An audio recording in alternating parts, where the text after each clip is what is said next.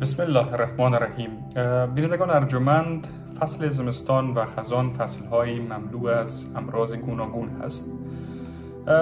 البته حفظ سلامت جسمی در این ماه‌های زمستانی و سرد میتونه یک چالش باشه. بسیاری از افراد هوای سرد را عامل بیماری‌های فصول سرد میدانند، در حالی که هوا مستقیما مسئول ایجاد بیماری نیست.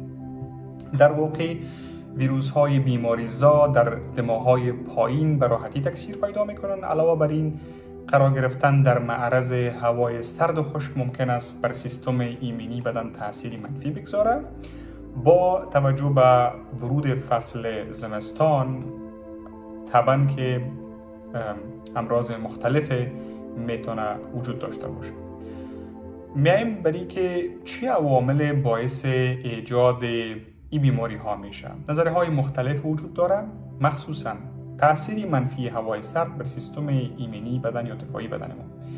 بسیاری از محققان بر این باورند که قرار گرفتن در معرض هوای سرد میتونه بر پاسخ دفاعی بدن تأثیر منفی بگذاره.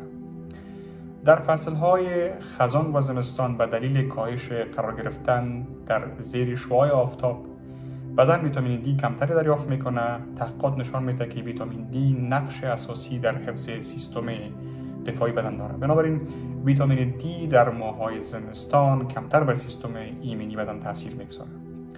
باریک شدن رگ‌های خونی، نفس کشیدن در هوای سرد و خشک باعث تنگ شدن رگ‌های خونی موجود در دستگاه تنفسی فوقانی میشه. این کار برای حفظ گرما صورت میگیره. این موضوع از رسیدن سلول‌های سفید خون به غشای مخاطی برای مبارزه با میکروب‌ها جلوگیری میکنه. در نتیجه میکروب‌ها راحت‌تر وارد بدن میشه. گسترش ویروس‌ها، ویروس‌هایی که مسئول بیماری‌های فصول سرد هستند، در آب و هوای سرد بیشتر تکثیر پیدا میکنند و در هوای سرد زنده میمانند. این ویروس‌ها به گرمای هوا حساس هستند و با افزایش دما از بین میرن و همین دلیل در فصول گرم کمتر شایع هستند. حال چند نمونه از بیماری ها را ما برای شما نام میگیرم. مخصوصا در فصل های سرد سرماخوردگی بیشتر است، برونشیت هست، انفلونزا هست، گلودردی هست، مفاصل دردناک وجود داره، خشکی پوست و ترک‌های پوستی وجود داره، تنگی نفس وجود داره، مسمومیت ها هم وجود داره، عفونت مثلا گوش، حساسیت های فصلی وجود داره و همچنان میگرن یا سردردی نیمه و همچنان سرخ شدن چشم و عفونت‌های چشم و همچنان چیزی که بسیار شایع است، افسردگی فصلی هست. متاسفانه ما در افغانستان امکانات نسبتاً ضعیف‌تری داریم، ولی به هر صورت حالی که فصل زمستان میاد و باید ما بیشتر بدانیم که چگونه از بیمار شدن در فصل زمستان و خزان جلوگیری بکنیم.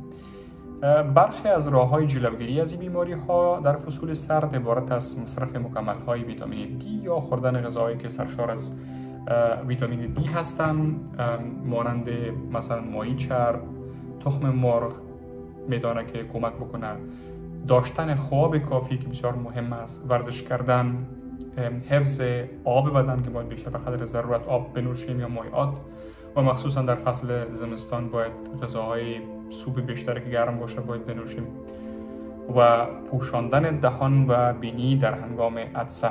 وقتی که عطسه میکنیم باید حتما این مسئله را داشته باشیم. حتی در فضای بیرون که میریم از خانه باید دهان و بینی خود را بپوشانیم.